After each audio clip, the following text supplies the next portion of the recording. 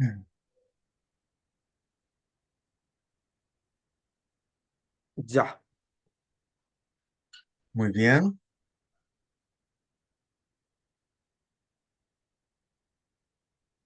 estamos en vivo, Javes. perfecto. Queridos amigos, queremos darles una cordial bienvenida a cada uno de ustedes que está asistiendo o ahora en vivo o la grabación en forma posterior. Aquí ya estuvimos orando, conversando con nuestros amigos de Zoom. Vamos a empezar a tratar la segunda parte de la lección número 9, donde estamos estudiando el capítulo 12 de Apocalipsis, uno de los capítulos más importantes junto con el 13 y el 14. Vimos en la clase pasada que los capítulos 12, 13 y 14 son la idea central del libro de Apocalipsis, son el tema clave y vamos a terminar el estudio del capítulo 12. Para esto eh, en primer lugar, vamos a proyectar aquí el estudio de PDF, pero vamos a hacer un resumen basado en un versículo anterior. Aquí vamos a proyectar.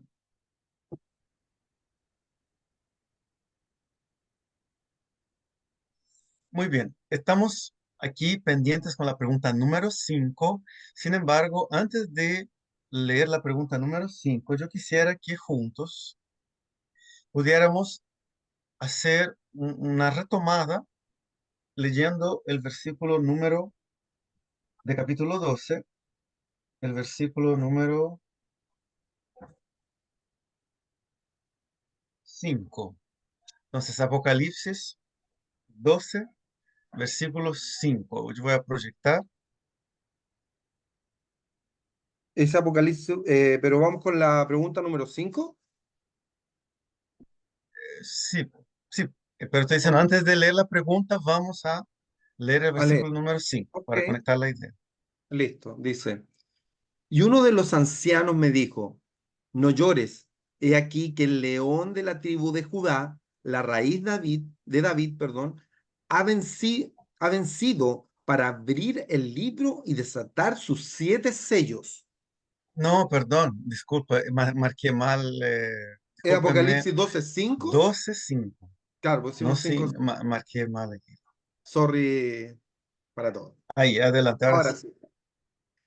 Y ella dio a luz un hijo varón que regirá con vara de hierro a todas las naciones, y su hijo fue arrebatado para Dios y para su trono.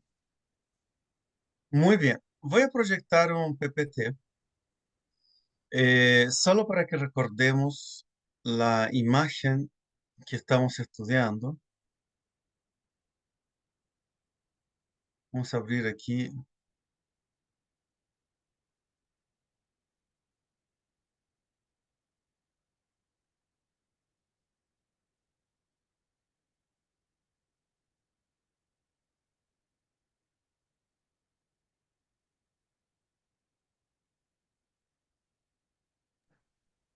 ¿Aló, Javes? Sí, sí, estoy tratando de abrir un PPT. Ah, yo pensé que habíamos quedado congelados.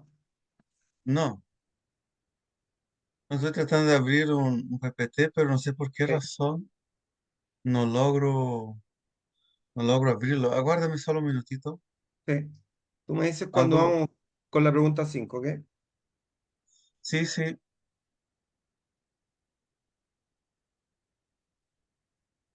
no.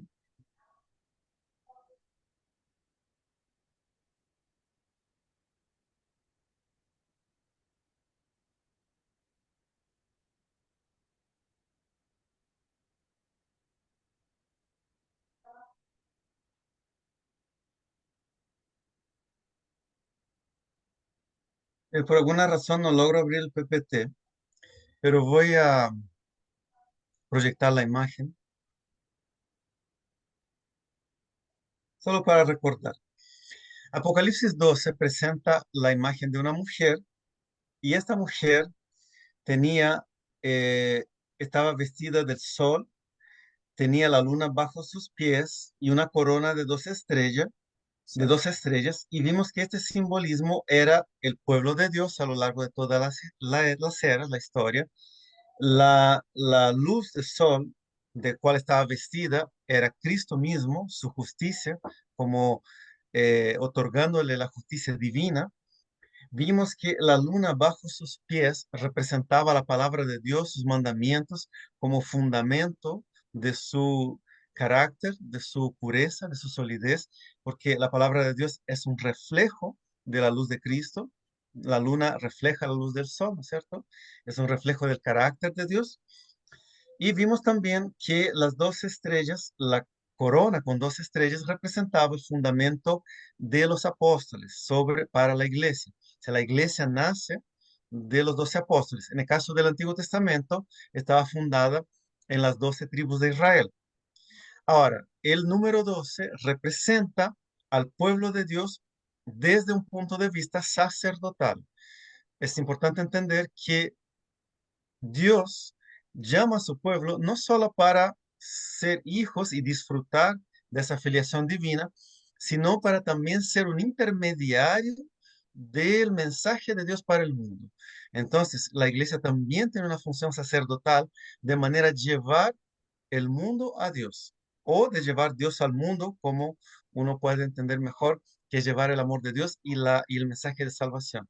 Por eso está esa función también de sacerdocio, de mediador para llevar el amor de Dios a las personas. Así que es el simbolismo de Apocalipsis 12 de la mujer. Ahora, esa mujer aparece embarazada, aparece grávida de un hijo. Vimos que ese hijo regiría las naciones con cetro de hierro, entendimos que era Jesús. Sin embargo, ese hijo es arrebatado para Dios y para su trono, entendiendo que allí fue la ascensión de Cristo al cielo después de haber sido crucificado y haber resucitado. También vimos que el dragón, Satanás, había tratado de comer al hijo, de devorarlo antes que naciera, luego que naciera, pero no pudo.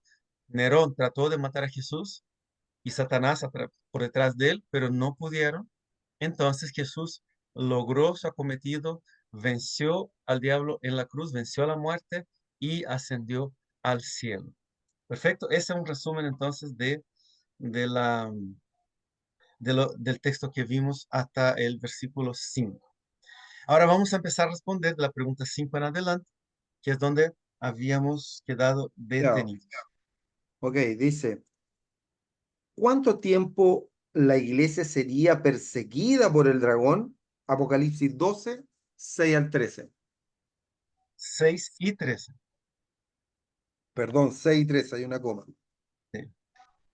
Dice, y la mujer huyó al desierto, donde tiene lugar preparado por Dios, para que allí la sustenten por 1270 días. Bien, ahora versículo 13. Y cuando vio el dragón que había sido arrojado a la tierra, persiguió a la mujer que había dado a luz al hijo varón. Bien. Eh, estos textos, queridos, nos muestran que Satanás no quedó conforme con no haber podido derrotar a Jesús, no quedó conforme con el hecho, así, Carlita, está bien, gracias. Ya lo habíamos entendido que Olga no podía estar. Entonces Satanás no quedó conforme con haber sido derrotado por Jesús, sino que empezó a atacar ¿quién? Su iglesia. Empezó a atacar el pueblo de Dios que siguió adelante. Jesús ascendió al cielo. Ahora, Jesús no dejó al pueblo solo. Sabemos que Jesús envió al Espíritu Santo para ser su propia presencia en medio de la iglesia. Ahora, a pesar de tener la presencia de Dios, el pueblo no estuvo exento de persecuciones. Empezó a ser perseguido por el Imperio Romano, a ser muerto, a ser perseguido. Eh, Aún así siguió predicando el Evangelio. Ahora, esa persecución de primera fue una persecución física, una persecución de la vida de los cristianos, digamos que una persecución material. Sin embargo, como Satanás vio que no pudo vencer al pueblo de Dios, mucho por el contrario, creció y creció, no pudo vencer al pueblo de Dios con una persecución física, matándolos, torturándolos, exponiéndolos a vergüenza pública. Entonces Satanás buscó otra estrategia, buscó una manera de influenciar al pueblo de Dios con el poder secular, con el poder mundano. Y esa fue la transición que el pueblo de Dios empezó a vivir entre el inicio de la iglesia cristiana en el año 100 hasta un año clave, que es el año de 538, donde surge una figura proeminente, ya con una autoridad casi incuestionable del papado, donde la iglesia ya había adquirido un tinte muy desviado de la verdad.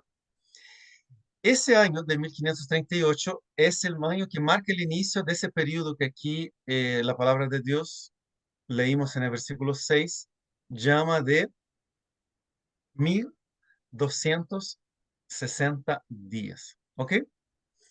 Ese periodo es un periodo profético que se inicia en 538 después de Cristo y termina en 1798 con el aprisionamiento del Papa Pío VI en las manos de Napoleón indirectamente, pero a través de su general, el general Berthier.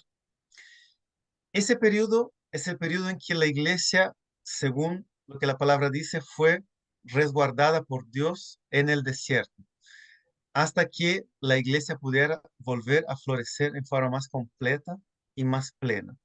Tal cual. Vamos a responder la pregunta y ahí seguimos avanzando porque vamos a desarrollar un poquito más esta idea.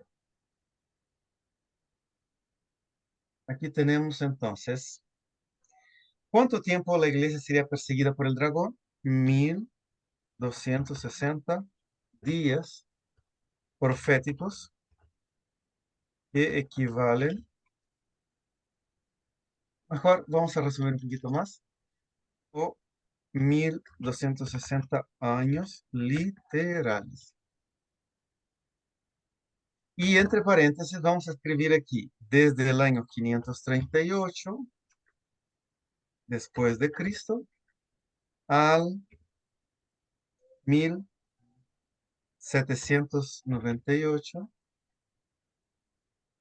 después de Cristo.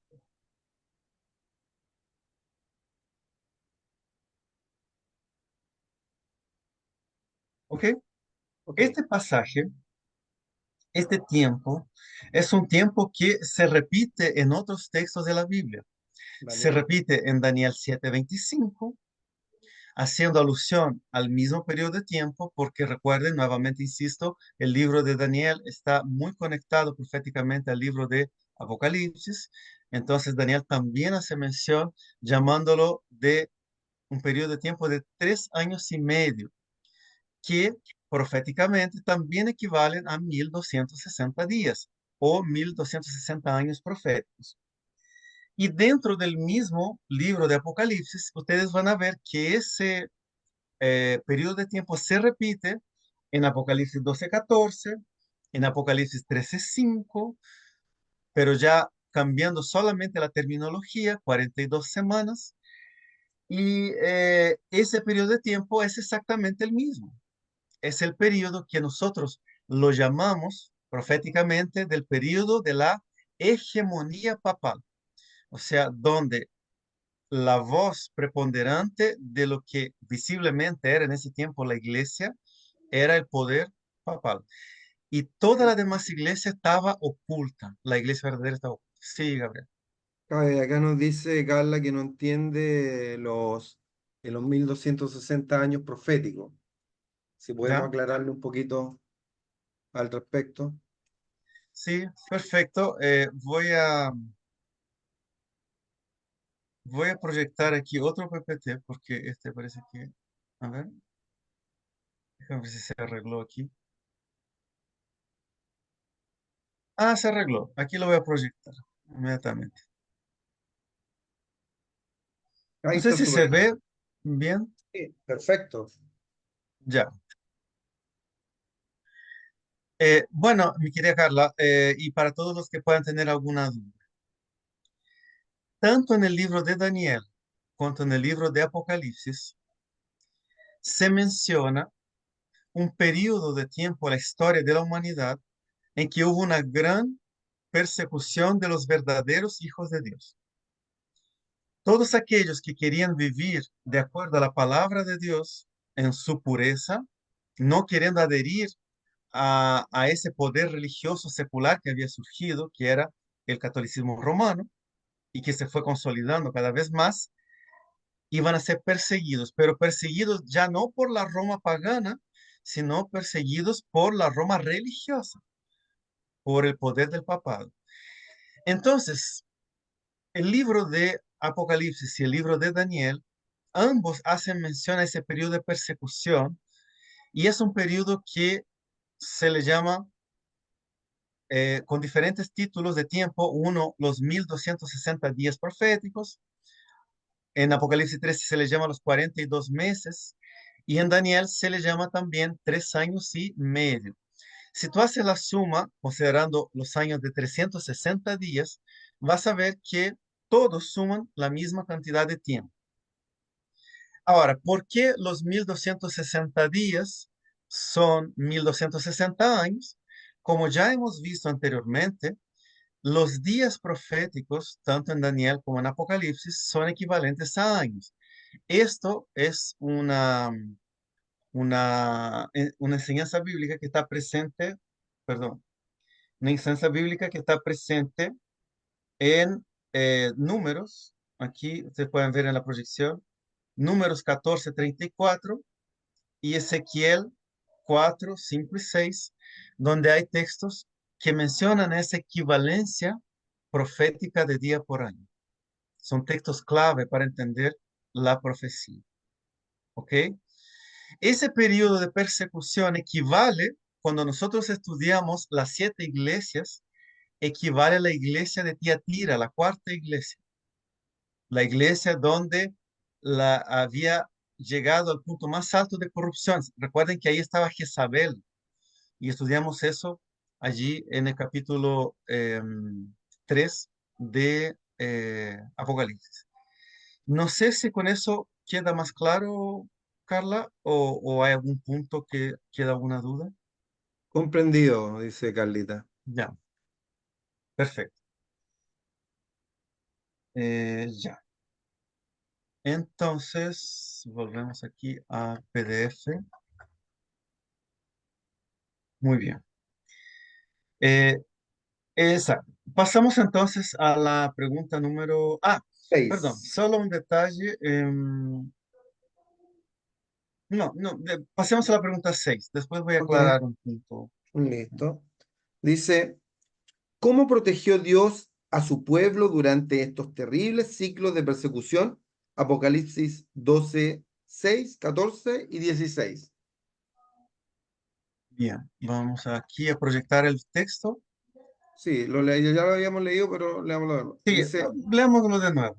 Vamos. y la mujer huyó al desierto, donde tiene lugar preparado por Dios, para que allí la sustenten por 1270 días. Vamos, ahora el versículo, vamos a leer del 14 al 16. Perdón, dije 70 y es 60. Sen- Del 14 al 16. Del 14 al 16. Dice, y se le dieron a la mujer las dos alas de la gran águila para que volase delante de la serpiente al desierto, a su lugar, donde es sustentada por un tiempos y la mitad de un tiempo, que aquí ya se refiere, bueno, te voy a explicar. Y la serpiente arrojó de su boca tras la mujer agua como un río para que fuese arrastrada por el río. Pero la tierra ayudó a la mujer, pues la tierra abrió su boca y tragó el río que el dragón había echado de su boca. Muy bien. Ese es el 16. Sí, exacto. Bien, aquí el panorama general que nosotros vemos es el dragón persiguiendo a la mujer, o sea, persiguiendo a la iglesia, y vemos Dios proveyendo salida, proveyendo victoria, proveyendo salvación. Pero quisiera que pudiéramos desmenuzar algunos detalles de esa provisión de victoria o de escapatoria para la mujer durante ese periodo de 1260 días. ¿Ok? Ahora, yo quiero hacer un hincapié importante. El periodo de 1260 años literales o 1260 días proféticos inicia en el año 538 y termina en 1798. Ese es el periodo más oscuro de la era de la iglesia y por eso esa fecha está tan marcada.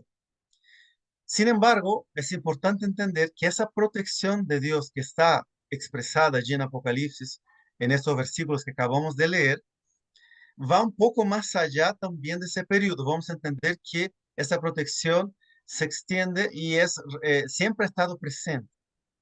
Pero el foco central fue la protección que Dios hizo en ese periodo. Y ya les voy a explicar por qué. Ya les voy a explicar por qué. Vamos a volver atrás un poquito al versículo 6 y vamos a explicar el detalle del lugar preparado para Dios en el desierto. En el desierto.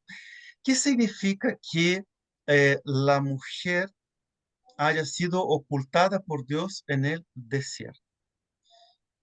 Para entender eso, vamos a leer junto con esa idea, vamos a leer el versículo justamente que leímos también para hacer un contraste, el versículo 15. Dice así, y la serpiente arrojó con su boca tras la mujer agua como un río para que fuese arrastrada por el río. Notan, mira, fíjense bien, el contraste desierto-río. ¿Se fijan? Satanás, la serpiente arroja agua para ahogar a la mujer, para, Pues arrastrada digamos, por el río. destruirla, pero hay un contraste, río desierto, Dios la lleva al desierto, Nilo. después la tierra abre su boca y vamos a explicar ese juego agua, sequedad. Es un juego muy interesante ahí en el capítulo 12. Para entender ese juego, desierto, río, la tierra traga el agua, vamos a leer Apocalipsis capítulo 17. Apocalipsis capítulo 17, versículo 15.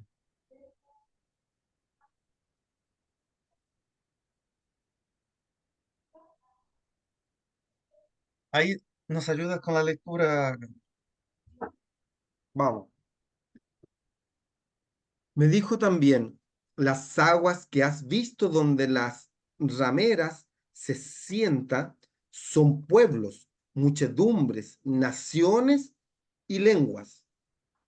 Muy bien. Gracias, Gabriel.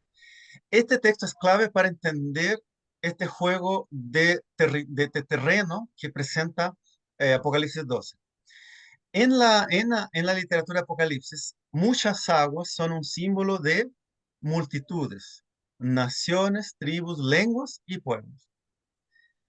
Entonces, nosotros vemos que eh, en el versículo 6 Dios aparta a la mujer hacia el desierto. Satanás trató de destruir a la mujer arrojándole mucha agua. ¿Qué fue lo que pasó en la historia de la iglesia?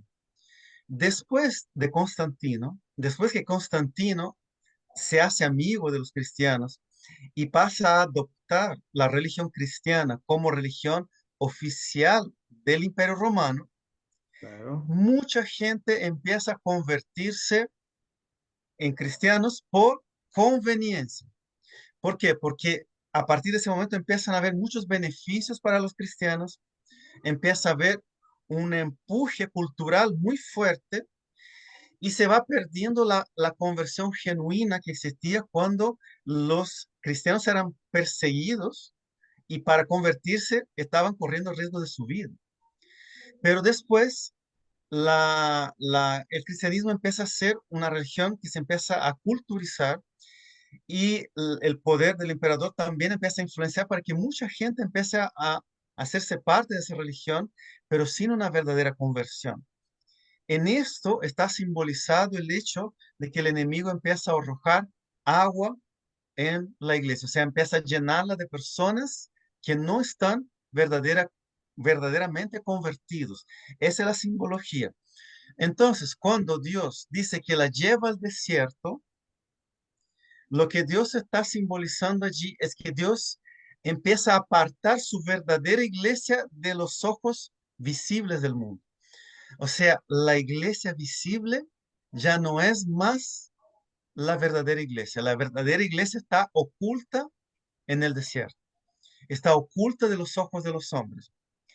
Y eso, mis queridos, es fácil entender cuando nosotros miramos la historia y vemos la iglesia católica apostólica romana. Es difícil pensar que eso era la iglesia verdadera de Dios, por las obras que esa institución practicaba. Entonces, ¿dónde estaba la verdadera iglesia de Dios? Oculta, en algunos casos literalmente, cuando eran perseguidos, ocultos en cavernas, en montañas, como fue real en muchas etapas de la historia, pero también oculta en forma simbólica de los ojos de los hombres. ¿Por qué? Porque los verdaderos hijos de Dios estaban entre medio de esa supuesta iglesia y solo Dios sabía quiénes eran sus verdaderos hijos. Entonces, en eso está simbolizado este juego del río, de las multitudes que Satanás empieza a meter dentro de la iglesia, a distorsionar la iglesia, pero la verdadera iglesia para Dios estaba oculta en el desierto.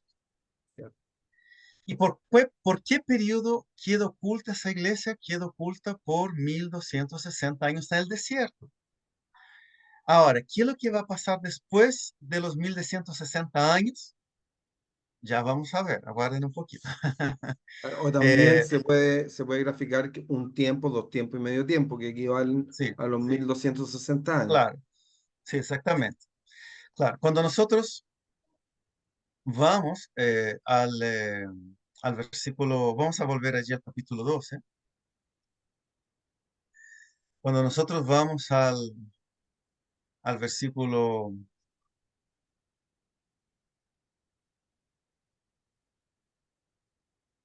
15, Ujú. a Por 14, perdón.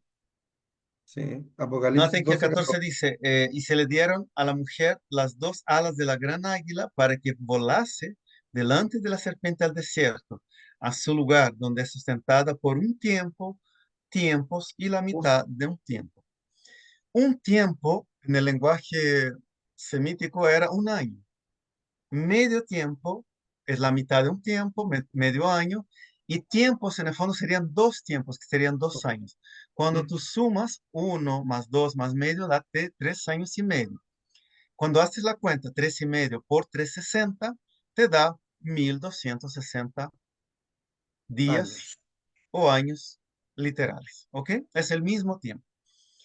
Ahora, el concepto de las alas de la gran águila es un concepto muy presente en el Antiguo Testamento del cuidado divino sobre su pueblo. Vamos a ver solo dos textos para poder entender eso y tenerlo claro también.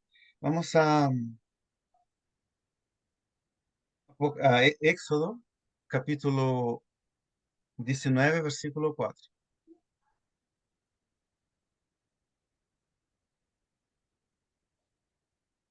Allí, si lo quieres leer, Gabriel, por favor. Sí, por supuesto, dice, vosotros visteis lo que hice a los egipcios y cómo os tomé sobre alas de águila y os he traído a mí. Muy bien, ahí está cómo Dios simbólicamente muchas veces se expresó al pueblo de esa manera. Son varios textos, yo solo voy a leer dos, pero son muchos textos en que Dios se expresa de esa manera hacia el pueblo. Vamos solamente a completar con Deuteronomio 32, 10 y 11.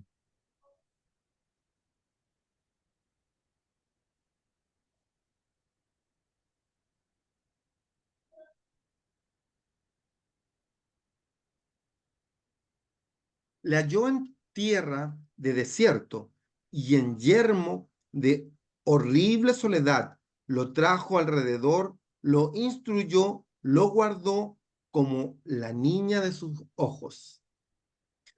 Como el águila que excita su nidada, revolotea sobre sus pollos, extiende sus alas, los toma, los lleva sobre sus plumas. Muy bien, ahí está. Bueno, nuevamente la simbología del cuidado de Dios sobre su pueblo representado en el águila que toma a sus hijos y los lleva para un lugar seguro. ¿Ok? Entonces, esta es la simbología aquí en este texto. Vamos a responder la pregunta 6 y seguimos. A ver.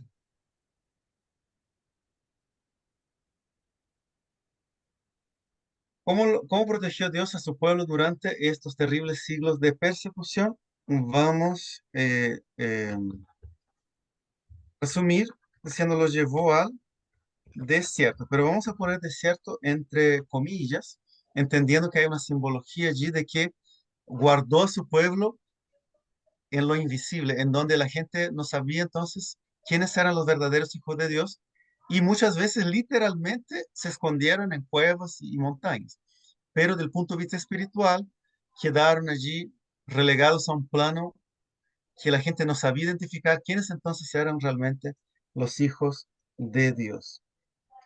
Entre paréntesis, lugar deshabitado. Habitado. Hay una referencia a Apocalipsis 17:15.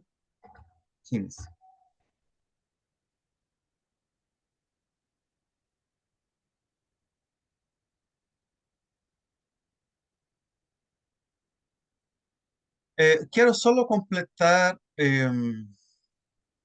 una idea que también es muy interesante. Vamos a volver aquí al libro de Apocalipsis, Ok. al versículo, capítulo 12, versículo 16. Ahí se puede leer de nuevo el 16, Gabriel, por favor. Sí, dice, pero la tierra ayudó a la mujer, pues la tierra abrió su boca y tragó el río que el dragón había echado de su boca. Muy bien. Eh, Ustedes saben que los reformadores durante varios siglos fueron muy perseguidos por su fe cristiana y particularmente en Inglaterra, para huir de la persecución que había allí, muchos viajaron para vivir una religiosidad libre y tranquila. Muchos huyeron a Estados Unidos. Y Estados Unidos fue un país fundado por cristianos que querían practicar su religión y su fe en forma libre. Porque lamentablemente, queridos, a pesar de que Inglaterra se transformó eh, en una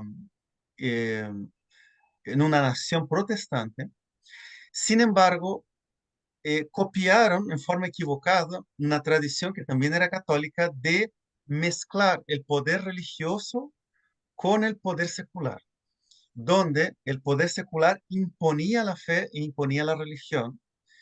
Entonces, para tener mayor libertad, muchos cristianos empezaron a huir para un lugar desierto. Y ese lugar desierto fue Estados Unidos.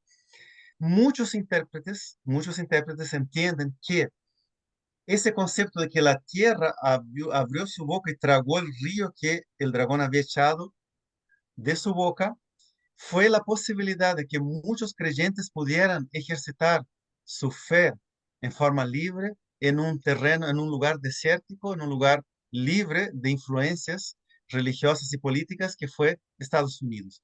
Muchas personas ven el crecimiento de la iglesia en Estados Unidos, un lugar desértico en ese tiempo, no había muchas personas, solamente los indígenas de allá, pero una nación gigante, con mucho espacio, vamos a decir así, sería un lugar deshabitado. Recuerden que desierto es lugar deshabitado.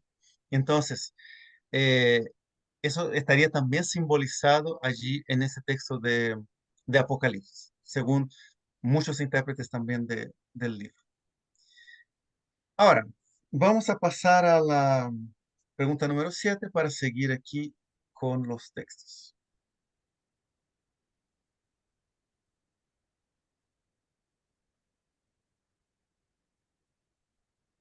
Vamos a pasar entonces a la pregunta número 7, Gabriel. Número 7 dice, después de los 1260 años de persecución de la Iglesia de Cristo, salió, perdón, claro, de la Iglesia de Cristo, salió del desierto. ¿Cómo podemos identificar hoy? ¿Cómo podemos identificarla hoy? Apocalipsis 12:17. Bien, vamos a leer entonces Apocalipsis 12:17. Dice, entonces el dragón se llenó de ira contra la mujer y se fue a hacer guerra contra el resto de la descendencia de ella, las que guardan los mandamientos de Dios y tienen el testimonio de Jesucristo. O sea, un versículo clave este. Sí, bueno, este texto, mis queridos, va a ser un texto que va a abrir una puerta de una revelación muy, muy profunda en Apocalipsis. Recuerden que todos estos capítulos 12, 13 y 14 son el desvelar de Dios de todo el gran conflicto que estamos viviendo. Entonces, miren, presten bien atención en los detalles de este texto. El dragón se llenó de ira contra la mujer porque Dios había ocultado a la mujer en el desierto.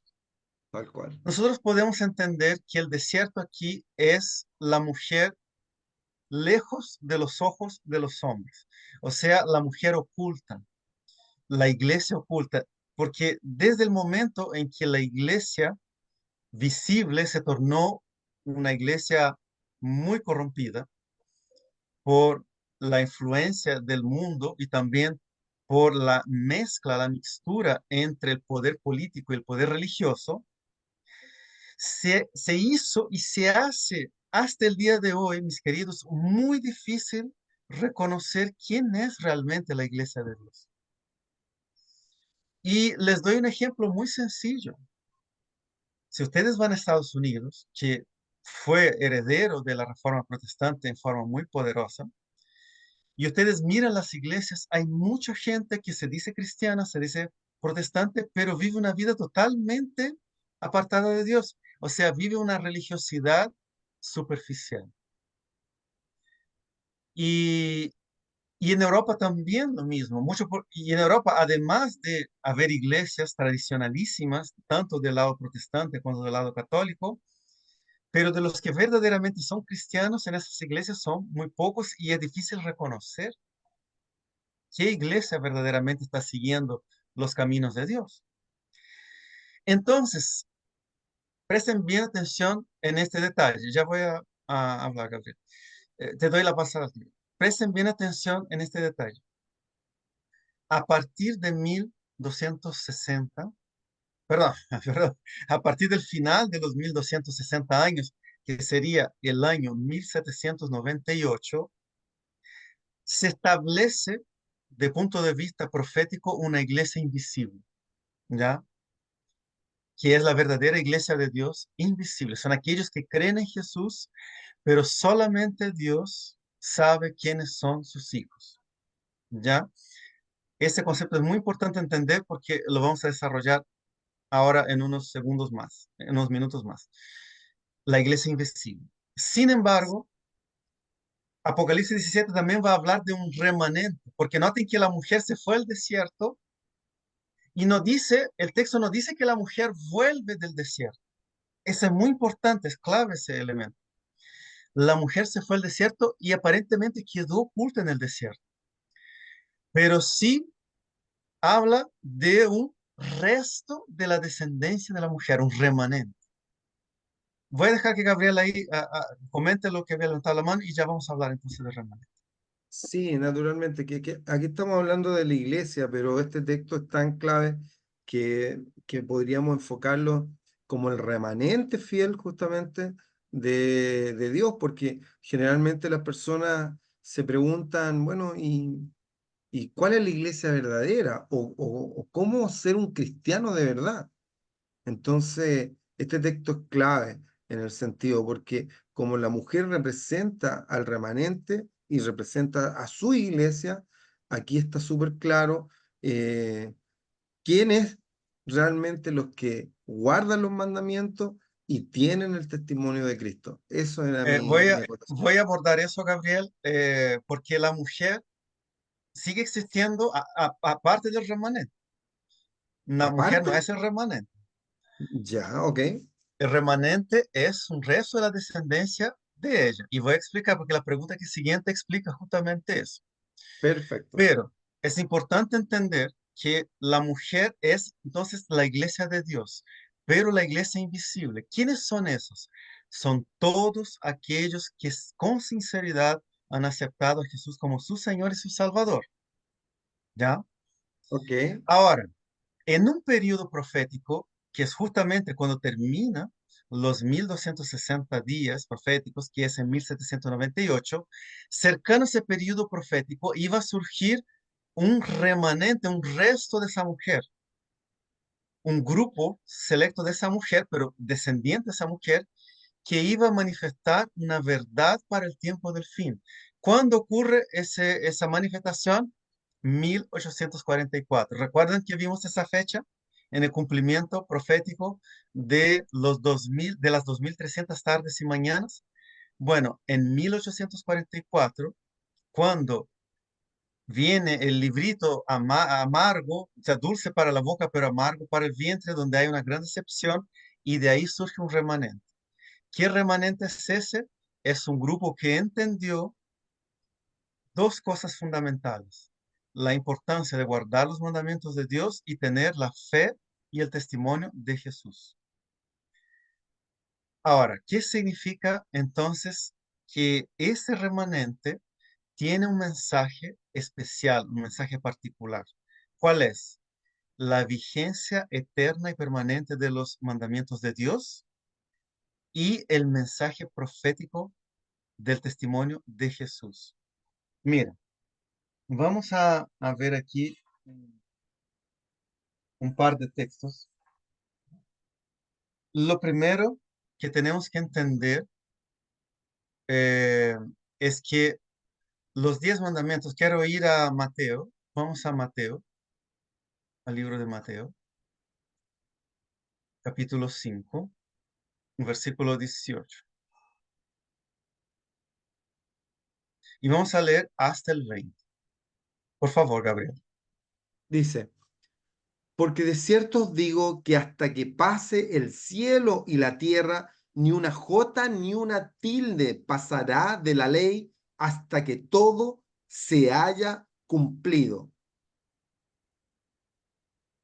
De manera que cualquiera que quebrante uno de estos mandamientos muy pequeños y así enseñe a los hombres, muy pequeños serán llamados en el reino de los cielos, mas cualquiera que los haga y los enseñe, éste será llamado grande en el reino de los cielos. ¿Y el 20? Porque os digo que si vuestra justicia no fuera mayor que la de los escribas y fariseos, no entraréis en el reino de los cielos. Bien, perfecto. Cuando nosotros leemos ese texto, dentro del contexto, no puedo leer todo el capítulo, si no tomaría mucho tiempo, pero ustedes si quieren lo pueden leer en sus casas.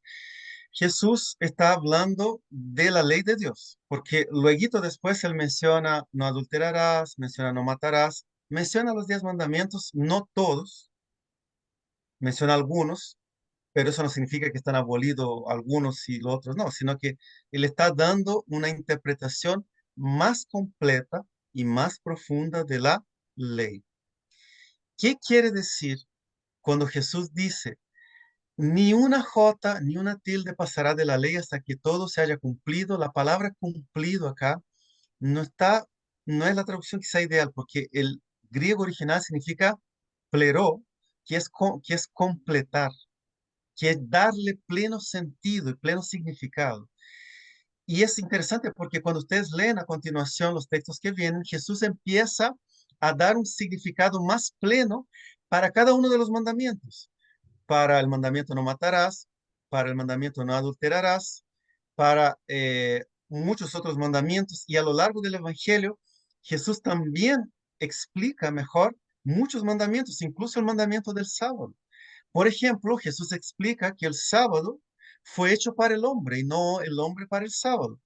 Jesús no lo anula, lo explica, lo expande, lo profundiza, le da su verdadero y completo significado. Eso es muy importante para entender que los mandamientos de Dios nunca fueron abolidos. Pero ¿qué es lo que pasó en ese periodo de oscuridad de la iglesia primitiva? Los 10 mandamientos fueron adulterados, fueron cambiados. ¿Cómo fueron cambiados? Por ejemplo, en la catequesis católica se enseña que el cuarto mandamiento que enseña el sábado como día de adoración, se cambia por el domingo. El segundo mandamiento, que es el mandamiento que dice que no debemos adorar a imágenes, fue removido de la catequesis. Pueden buscar ahí catequesis en Google y leer la catequesis, van a ver todo eso. El segundo mandamiento fue quitado y el 10.º mandamiento fue dividido en dos. Nosotros entendemos por la Biblia que esto fue un atentado contra la ley de Dios, fue una agresión a la ley de Dios. Entonces, toma sentido, toma sentido lo que estábamos leyendo hace poquito en Apocalipsis. Mire, volvemos a Apocalipsis nuevamente. Apocalipsis, capítulo 12, versículo, 12, versículo 17.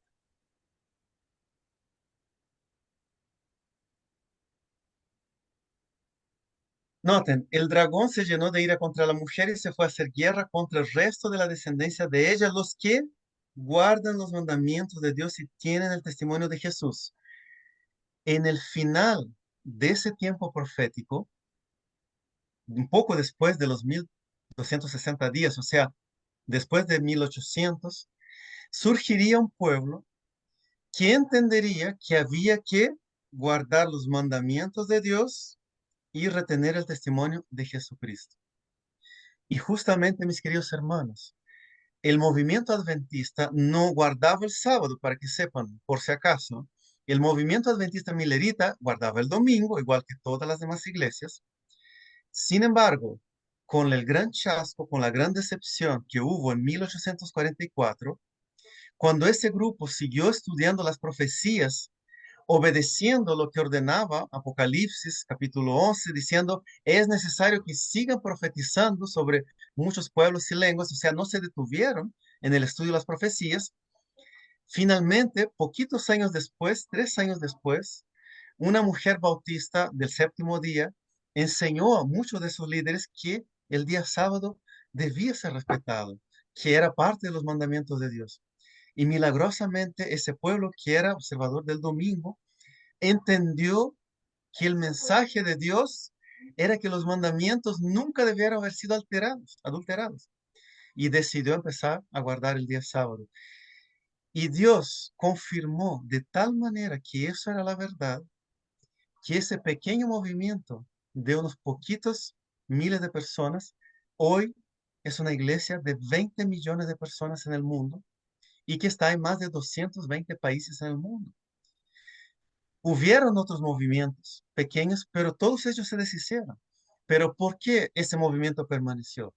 Porque eso es la voluntad de Dios, que su iglesia en el último tiempo entienda que los mandamientos de Dios nunca debieron ser adulterados por mano del hombre. El domingo no debió haber sido cambiado por el sábado. El segundo mandamiento no debió haber sido quitado, porque eso es una agresión, un atentado a la ley de Dios, y la Biblia en el Nuevo Testamento no tiene una palabra autoritativa para ese cambio, así como la tuvo en el Antiguo Testamento con, digamos, Dios escribiendo con su propia mano la ley. Y esa revelación la tuvo ese pueblo. Sí, Gabriel. No solamente quería acotar que, bueno, a nosotros, con mi hermano en Iquique, perdón, sí, en Iquique, nos tocó conocer a hermanos bautistas del séptimo día, que iglesia que está dividida justamente por el día de reposo, porque muchos bautistas que permanecen guardando el día domingo, pero hay también bautistas del séptimo día. Sí, exacto. Ahora, ¿por qué Dios levantó ese pueblo, ese remanente, con un mensaje tan potente? Porque había toda una realidad profética que se revelaba. Y tanto es así que ahí viene la segunda parte del texto que dice que tienen el testimonio de Jesucristo. ¿Y qué es el testimonio de Jesucristo? Para entender esa, esa terminología, vamos a Apocalipsis capítulo 19, versículo 15. Perdón, versículo 10. Apocalipsis capítulo 19, versículo 10. Allí, Gabriel, por favor. Sí, dice, yo me postré a sus pies para adorarle, y él me dijo, mira, no lo hagas, yo soy consiervo tuyo y de tus hermanos que retienen el testimonio de Jesús. Adora a Dios, porque el testimonio de Jesús es el espíritu de la profecía. Clarito. Bueno, nota entonces que testimonio de Jesús es el espíritu de la profecía o Profecía. espíritu de profecía, que sería lo más, digamos, semejante al término original. En ese pueblo, entonces también tenía que levantarse un mensaje profético, tenía que haber un espíritu profético, un don profético. Y efectivamente, en ese grupo se levantó una sierva de Dios muy sencilla, sin educación, por razones de salud, no pudo estudiar más allá de octavo básico, pero ella fue capaz de escribir cientos de libros y su mensaje tiene un alcance hoy mundial impresionante, con uno de los libros más vendidos, que es El Camino a Cristo, y el famoso conflicto de los siglos, escrito por ella, realmente un mensaje poderosísimo, que se llamó Ellen White, que fue parte de ese grupo de estudiosos o de hijos de Dios que siguieron estudiando las profecías a pesar de la gran decepción de 1844. Pero estaba profetizado que en medio de ese remanente tenía que levantarse ese espíritu profético. Y efectivamente fue así. Obviamente, uno no puede decir, tienen que creer que ella tiene un mensaje profético. No, es tan sencillo con que lean y van a ver que esa mujer sencilla en ese tiempo tuvo un mensaje realmente impresionante para ser una mujer en medio de una sociedad extremadamente machista, extremadamente tradicionalista, y cómo ella combatió incluso la falsa religiosidad que había en ese tiempo. Incluso eh, tendencias de la religión en ese tiempo muy comunes y tendencias de prácticas que no estaban, eran muy aceptadas en la sociedad, pero ella mostró claramente, no, eso no, no está bien porque la Biblia dice otra cosa. Realmente es impresionante su testimonio. Eh, Mucha gente la critica, obviamente. Nosotros no creemos, importante declarar, no creemos que ella sea una segunda Biblia, por ninguna manera. Todas nuestras doctrinas son basadas solamente en la Biblia. Sin embargo, el mensaje que ella escribió es muy inspirador, muy alentador y nos anima a entender el mensaje profético. Y de hecho, como ustedes pueden ver, todo lo que hemos estudiado aquí es pura Biblia, pura palabra de Dios, nada más. Todo lo que haya escrito solamente sirve para ayudar a entender un poquito mejor, completar una idea o animarnos a perseverar en la fe. Muy bien, Y de hecho, vamos a cada responder las vez, últimas preguntas, Gabriel. ¿Sí? hablando de Ellen White, el libro más leído de ella y distribuido a nivel mundial, se llama El Camino a El Cristo. camino a Cristo, sí. ¿Te fijas? O Sí, sea, no hay... fue escrito ya, si no me equivoco, unos 10 a 12 años antes que muriera, ya en sus últimos días de vida. Entonces fue un libro muy inspirador realmente, fruto de toda su experiencia. Ella entendió que lo más importante era la Biblia y el amor a Jesús y escribió Eso ese te iba a decir libro. yo, Sí, que el libro, todos los libros de White no tienen un contexto propio de ella, sino están todos respaldados por textos bíblicos. claro. Bueno, vamos a responder aquí. Y en la pregunta Entonces, la siguiente voy a pregunta aclarar sería, algo muy ¿cómo? importante respecto al tema de la mujer y de la iglesia. Entonces, ¿cómo podemos identificarla hoy? El remanente, ¿no es cierto? ¿Sí? Em, Los que guardan el testimonio, los que guardan sus mandamientos, sí, quiero ser bien textual para no ok. guardan los mandamientos de Dios y tienen el testimonio de Jesucristo. ¿No es cierto? Que entre paréntesis sería el espíritu de profecía. Eso está allí en Apocalipsis eh, 19:10. Exacto, espíritu profecía. Ahora, recuerden que Apocalipsis llama a ese grupo, a ese pueblo de remanente. Pero aquí hay una pregunta clave, mis queridos, y yo quiero que eso quede muy claro, tanto para los que ya son adventistas, como para los que no lo son en este momento, que para Dios aún así existe una mujer, una iglesia invisible, que es más grande que el remanente, ¿ya? Y aquí va a quedar claro eso en la siguiente pregunta. Pregunta número 8. Sí, dice, ¿Dios tiene solo una iglesia? Juan 10:16. Y lo vamos a complementar con Hechos 17:30 y Apocalipsis 18:4. Juan 10:16.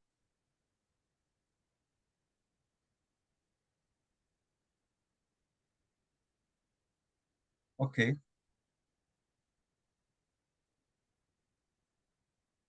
ya Gabriel está proyectado.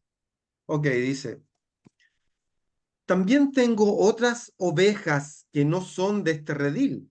Aquellas también debo traer y oirán mi voz y habrá un rebaño y un pastor. Muy bien. Entonces, palabra clave, ovejas que no son de este redil. Es importante. Guardemos esto. Vamos a Hechos, capítulo 17, versículo 30.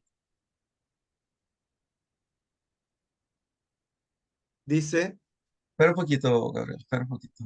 Hechos, capítulo 17, versículo 30. Ahí sí.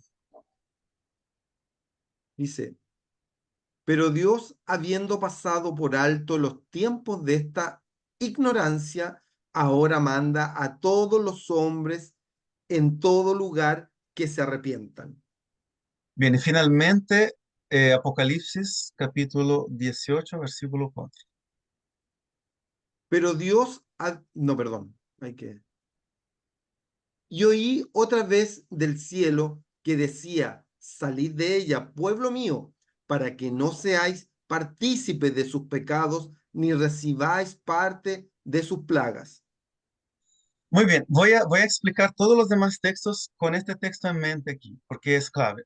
Este texto de Apocalipsis 18, que lo vamos a estudiar un poquito más, más adelante, está hablando de Babilonia. Babilonia en Apocalipsis tiene un significado profético que representa a esa iglesia apóstata, a esa iglesia que se desvió de la verdad. Y uno de las desviaciones de esa verdad entendemos que es la adulteración de los 10 mandamientos, entre muchas otras, entre muchas otras. Entonces, el llamado de Dios es a su pueblo. Noten, eso es muy importante. Su pueblo, la mujer que huyó al desierto, hoy está presente en muchas denominaciones cristianas, en muchos grupos cristianos. ¿Por qué? Porque con sinceridad han aceptado a lo largo de los años y creído en quién, en Jesucristo como su Señor y su Salvador. Y por este hecho son parte del pueblo de Dios, del pueblo invisible de Dios.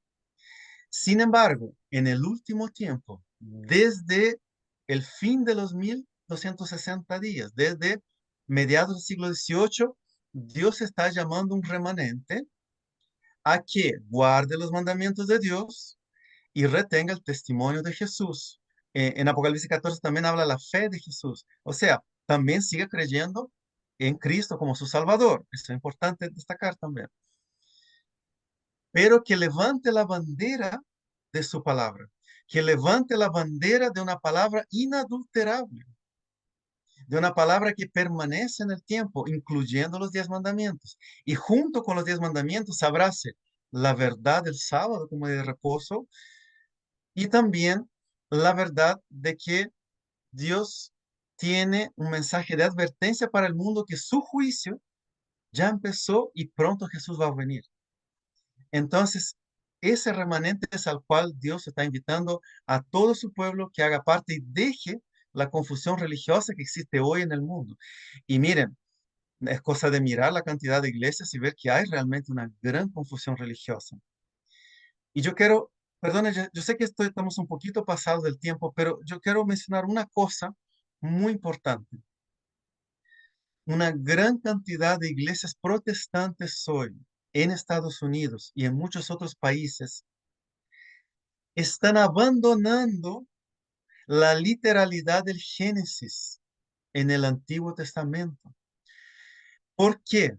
Porque están creyendo que la creación en 7 días, que el diluvio, que Moisés, perdón, que Noé, que Abraham fueron personajes ficticios de la Biblia. Y cuando tú aceptas eso, se te desmorona todo el evangelio completo.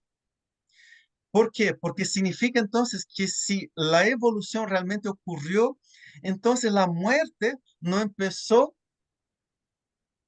cuando Adán y Eva pecaron y desobedecieron a Dios. Entonces Dios no creó seres perfectos, creó seres que morían. Entonces, ¿para qué vino Jesús a morir por nuestros pecados si Dios creó la muerte? Muchas iglesias, yo asistía con mucho dolor en mi corazón, una entrevista de nadie más, nada menos que Francis Collins, un cristiano que se convirtió en el proyecto Genoma Humano, en un debate con un ateo famoso también llamado Alex O'Connor. Y Alex O'Connor lo cuestionaba a Francis Collins, que escribió un libro maravilloso llamado El Código de Dios, de cómo Dios está en la genética humana. Pero Alex O'Connor lo cuestionaba y cómo Dios creó la muerte, cómo Dios usó la muerte para evolucionar y llegar a ser humano, y él no sabía qué responder. Francis Collins, ¿por qué? Porque él no cree en Génesis, porque él cree en el evoteísmo, cree que Dios puso la evolución como principio, pero no es la verdad. Y lamentablemente él no cree la verdad de la palabra de Dios en forma completa. Y cuando tú vas a Génesis, capítulo 1, capítulo 2, allí Dios creó una semana de 6 días y el séptimo descansó de toda su obra y allí queda consagrado el sábado como día de reposo y queda consagrada la familia como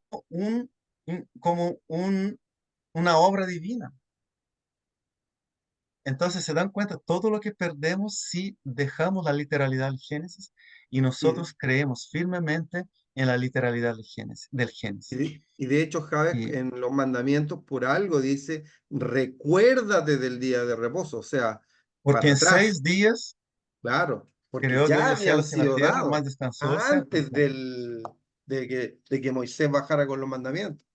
Exactamente. Entonces, el día sábado, el 4.º mandamiento, nos recuerda por escrito, pueden ir allí a Éxodo 20, 8 al 11, recuerda por escrito que yo creé los cielos y la tierra y todo lo que en ellos hay. Entonces, si tú quitas ese mandamiento, tú quitas el único mandamiento que declara que Dios creó los cielos y la tierra. Por eso hoy muchas iglesias protestantes están desorientadas respecto a quién realmente, cómo realmente fueron creados los cielos y la tierra. Fueron creados por la palabra de Dios en 6 días literales y el séptimo Dios descansó.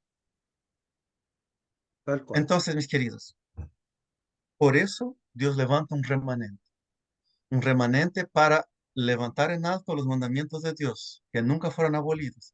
Y ese levantar en alto de los mandamientos de Dios va a ser fundamental para que la iglesia, su verdadera iglesia en el último tiempo, tenga un fundamento que no va a ser remecido por todos los engaños que van a venir en el último tiempo, porque van a ser muchos, muchos. Y ese va a ser el fundamento sólido. Recuerden que la mujer tenía sus pies sobre la luna. Bien, La luna Luna. es un reflejo de la luz del sol y los mandamientos de Dios reflejan el carácter de Dios. Así que ese tiene que ser nuestro fundamento. Vamos a responder aquí, Gabriel. Sí, contestemos esta pregunta porque estaba buena. ¿Dios tiene solo una iglesia? Entonces, ¿cómo la contestaríamos? Sí, vamos a escribir. Déjame sacar aquí el versículo. ¿Ok?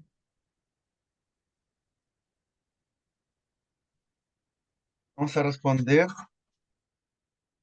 Sí,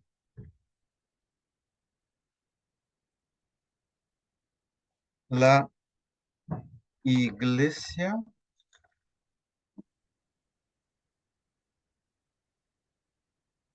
Vamos a llamarla entre comillas ya invisible.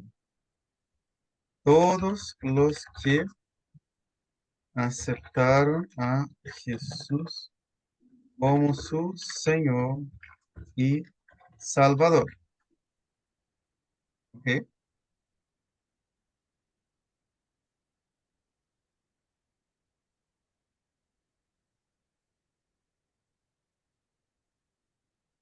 Ahora, entre paréntesis, vamos a poner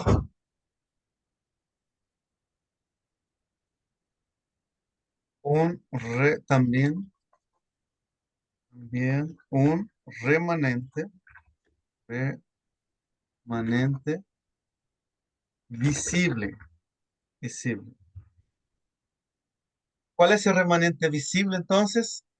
Es ese pueblo que abrazó la certeza de que Dios quiere restaurar la verdad de sus mandamientos y la verdad de que Jesús pronto vendrá y de la permanencia eterna en su palabra. Nosotros creemos que la iglesia adventista del séptimo día hoy declara y proclama esa verdad, no por ser perfecta, ni porque todos los que son adventistas sean salvos.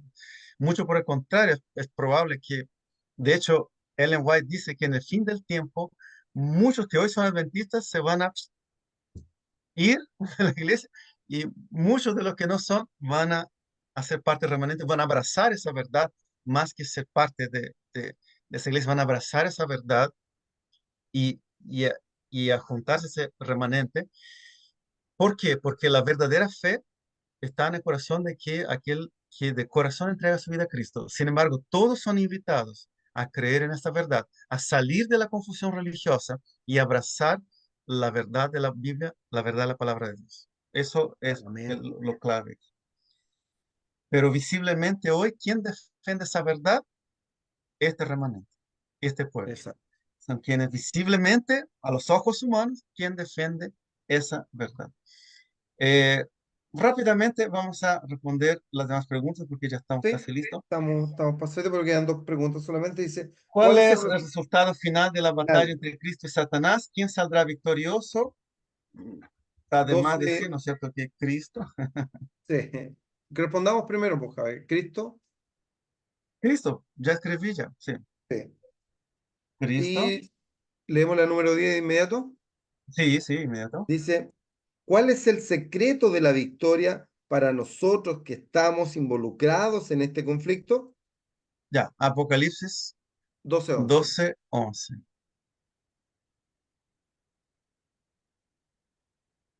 ¿Qué dice?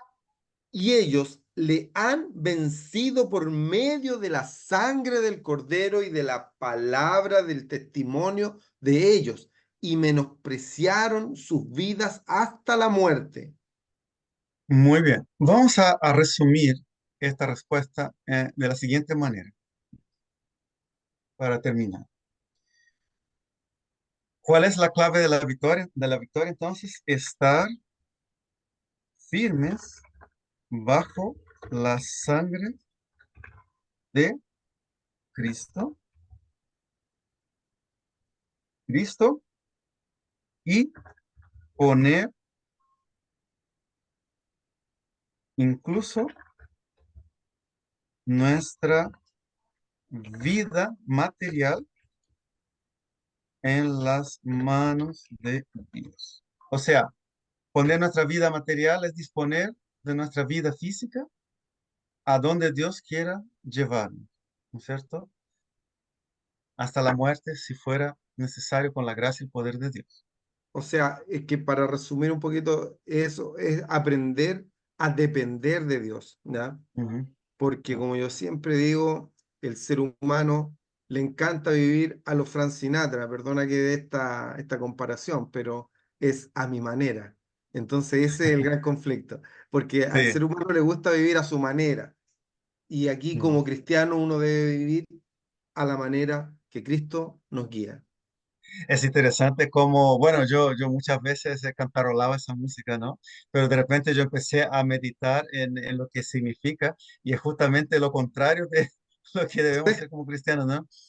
Todo lo Exacto, que hice, lo hice a mi manera. Bueno, esa es a la mi realidad manera, del ser humano sin Dios, pero el ser humano sin Dios canta otro canto, ¿no?